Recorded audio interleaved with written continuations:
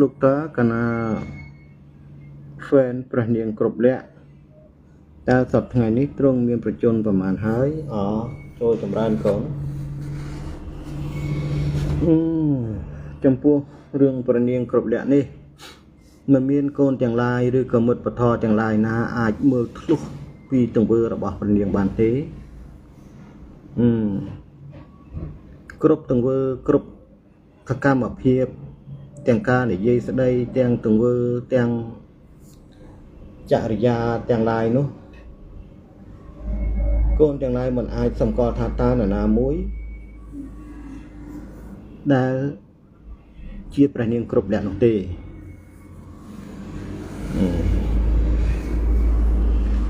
អញ្ចឹងអ្វីវាត្រូវផុសនៅក្នុងកັບរបស់យើងនឹងហើយទាំងព្រះនាងគ្រប់លក្ខទាំងតួអង្គព្រះអ្នកមានបុណ្យអីនៅត្រូវផុសនៅក្នុងចំណន់កັບយើងនឹងពីព្រោះកັບយើងនេះគឺជាកັບមួយដែលចូលមកដល់ការចូលមកដល់នេះគឺចូលមក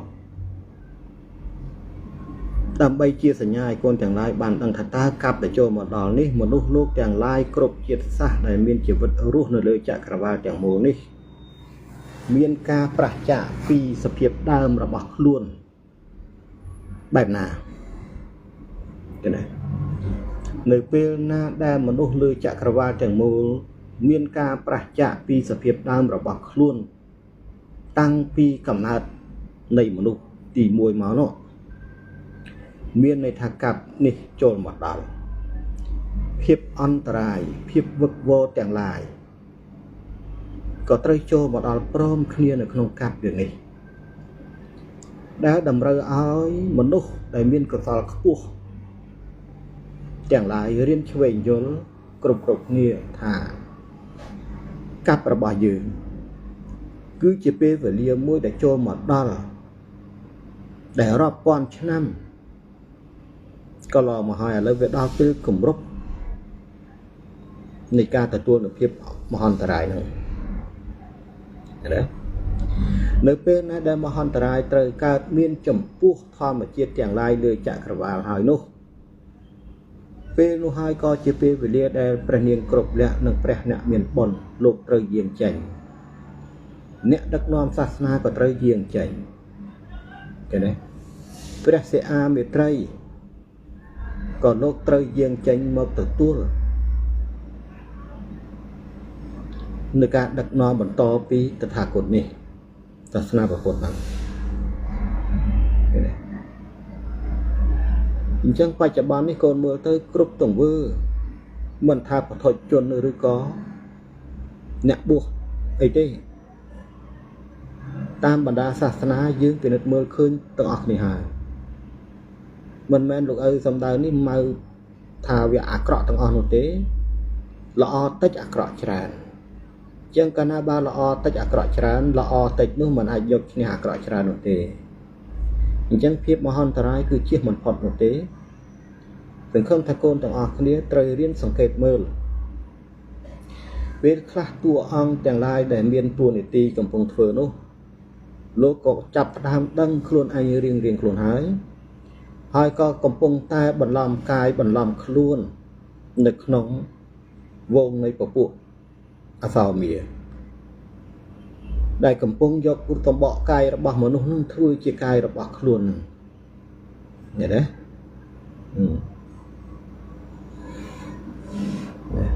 អញ្ចឹងហើយចំណុចអននេះហើយដែលធ្វើឲ្យកូនទាំងឡាយលោកទាំងឡាយមុតពធទាំងឡាយមិនអាចមើល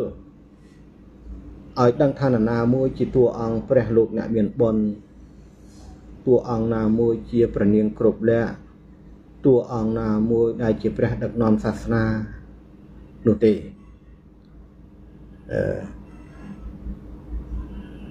ពេលខ្លះលោកបន្លំខ្លួនធ្វើទង្វើដូចផ្លូវលោកដែលមិនឲ្យមាននរណាមួយចាប់អារម្មណ៍នោះទេឃើញទេហើយការបន្លំនោះក៏មិនមែនមានន័យថាតួអង្គទាំងអស់នោះជាអ្នកតាំងខ្លួនចេះដឹងចង់បានប្រជាប្រិយភាពចង់ឲ្យបានគេគោរពគេសរសើរអីទេក្នុងប្រតិយរបស់ បុគ្គលដែលមានភារកិច្ចទាំងអស់នោះសន្តាននៃធម្មជាតិរបស់គាត់ទាំង6គឺថាចិត្តណាយអស់ហើយចំពោះផ្លូវលោកទាំងឡាយណាលោកមានតែក្តីមេត្តាករណាចំពោះអ្នកទាំងឡាយនោះទៅវិញណាតែបើទោះជាយ៉ាងនោះក៏តួអង្គទាំងឡាយដែលមានភារកិច្ចនោះមិនហាស្ដីទៅប្រាប់អ្នកណាមួយឲ្យដឹងនោះទេពីព្រោះបច្ចុប្បន្នរកមនុស្សពិតអត់ឃើញរកទេវតាអត់ទាន់ច្បាស់បើមួយតាំងខ្លួនជាទេវតាព្រាតតាំងខ្លួនជាអ្នកចេះតាំងខ្លួនជាអ្នកគោរពត្រូវគ្រប់តែគ្នាបែបនេះប៉ុន្តែលោកទាំងឡាយត្រូវរៀនស្គាល់ខ្លួនឯងនឹងគឺសំខាន់ណាស់ដែលលោកឲ្យទទួលហើយទទួលទៀតពីព្រោះកាលណាបើយើងរៀនស្គាល់ខ្លួនឯងបើយើងបានទៅជួបបុគ្គលណាមួយអ្នកបួសណាមួយអ្នកបធរណាមួយតាមបណ្ដាសាសនាកូននឹងបានស្គាល់ថាអ្នកដែលកំពុងជួបនោះទោះបីជាគេខំប្រឹងប្រែងសំដែងអាកប្បកិរិយាបែបណាក៏យើងមើលធ្លុះថាបុគ្គលនោះជាបុគ្គលដែលស្ថិតក្នុងចម្ពោះមនុស្សបែបណានោះព្រាមណាអានឹងសំខាន់ណាស់អញ្ចឹងហើយបានជាលោកឪទទួលហើយទទួលទៀតថាសូមឲ្យតាមដានធម្មជាតិខ្លួនឯងហើយរៀនស្គាល់ខ្លួនឯងឲ្យច្បាស់ជីវិតមនុស្សលោកដែលស្ថិតនៅក្នុងបតុជននេះគឺតែងតែមានភាពរវើរវាយទៅតាមកម្លាំងចេតសិកនៅក្នុងខ្លួននឹងឲ្យគិតរឿងរវើរវាយនោះសង្ស័យការសង្ស័យរបស់ពុទ្ធជននេះមានគ្រប់ប្រភេទនៅពេលណាដែលបុគ្គលមានអសរសង្ស័យចូលមកដល់ខ្លួនតែងតែមានកម្រិតមួយទប់ស្កាត់ហើយការថាទប់ស្កាត់ត្រូវរកល្បិចអាក្រក់ដើម្បីទប់ស្កាត់បង្កជាហេតុបង្កជាគ្រោះបង្កជារឿងគ្រប់ប្រការនេះហើយដំណើរជីវិតពុទ្ធជនដែលរស់នៅក្នុងវាលវដ្តសង្សារនេះដូច្នេះសង្ឃឹមថាកូនទាំងអស់គ្នាជួយយល់ឲ្យការសម្ដែងធម៌លោកទាំងឡាយខ្លះដែលកំពុងតែចូលមកស្ដាប់កំពុងតែគិតថាលោកឪនេះកំពុងតែដឹកនាំមនុស្សឲ្យចូលទៅលើជំនឿណាមួយដែលខុសទំនងមិនមែនទេណាលោកទាំងឡាយកុំច្រឡំណាអ្វីដែលលោកឪកំពុងទេសនានេះមិនមែនជាជំនឿសែនព្រេនឲ្យធូបបួងសួងបន់ស្រន់ឬក៏ស្អីណាផ្ដេសផ្ដាស់ទេអ្វីដែលលោកឪកំពុងសម្ដែងនេះគឺលោកឪចង់សម្ដែងអំពីដំណើរធម្មជាតិទាំង7ដែលមានសិលคล้ายទៅជាបុគ្គលអច្ឆរិយៈដែលកើតចេញពីការប្រតិបត្តិដំណើរធម្មជាតិរបស់ខ្លួនហ្នឹងកាលណាបើមានអសរព្រះអ្នកមានបុណ្យវាត្រូវតែមានមនុស្សណាមួយឈរកាន់នៅពាក្យថាព្រះអ្នកមានបុណ្យនោះហើយពាក្យថាព្រះអ្នកមានបុណ្យនោះមិនមែនជាតួអង្គធម្មតាទេបានន័យថាលោកសម្រេចនៅធម្មជាតិទាំង7របស់ខ្លួនលោកមានអានុភាពមានសិលដែលជាឃើញទេគេថាខ្លាយទៅជាបុគ្គលម្នាក់ដែលមានទឹកមាត់ប្រៃណាអធិដ្ឋានទៅរឿងស្អីមួយរឿងនោះនឹងកើតភ្លាមនោះហើយភាពអច្ឆរិយៈរបស់លោក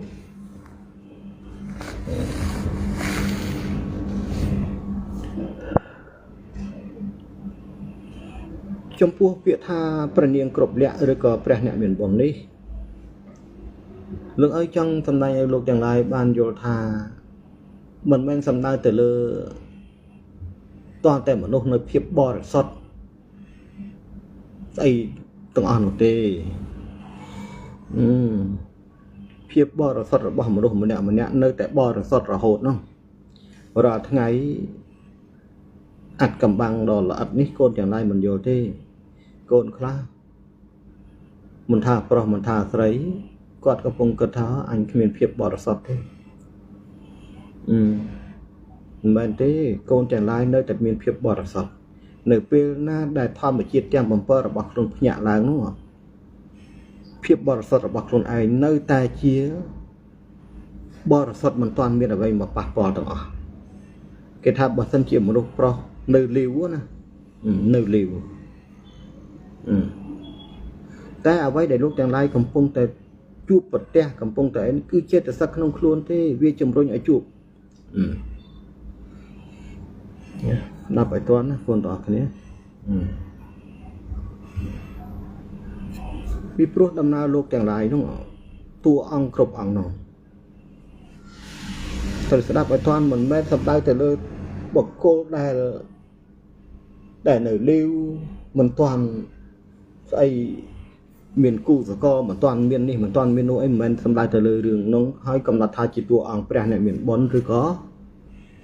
តួអង្គព្រះនាងគ្រប់អ្នកនោះទេ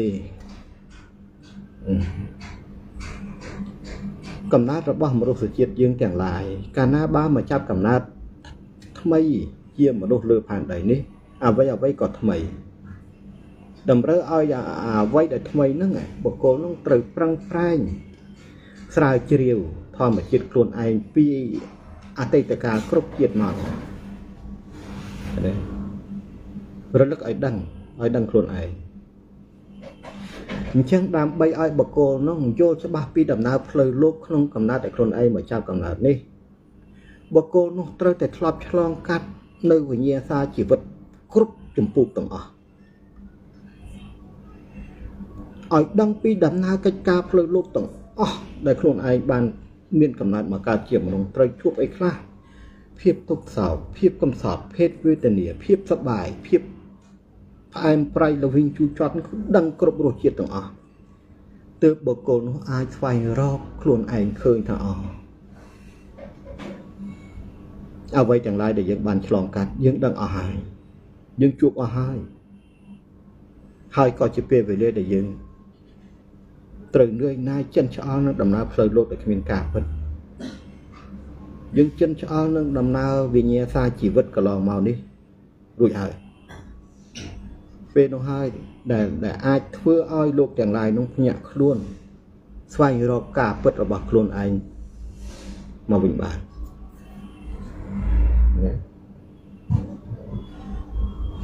តើតើធ្លាប់ឆ្លងកាត់អញ្ចឹងបើមិនធ្លាប់ឆ្លងកាត់អញ្ចឹងមិនដឹងទេមិនដឹងរសជាតិជីវិតនៅក្នុងដំណើរផ្លូវលោកក្នុងបតកັບយើងនេះ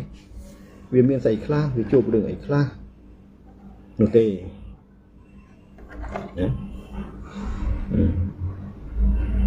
រាល់ថ្ងៃនេះយើងនៅជាប់ចម្ពាក់ចំណង5ប្រការនេះហើយ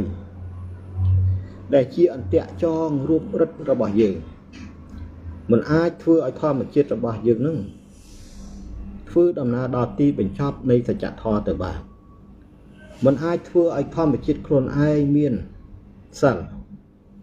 មានដែកជះទៅបានដោយសារតែចំណង5ប្រការនេះមួយគត់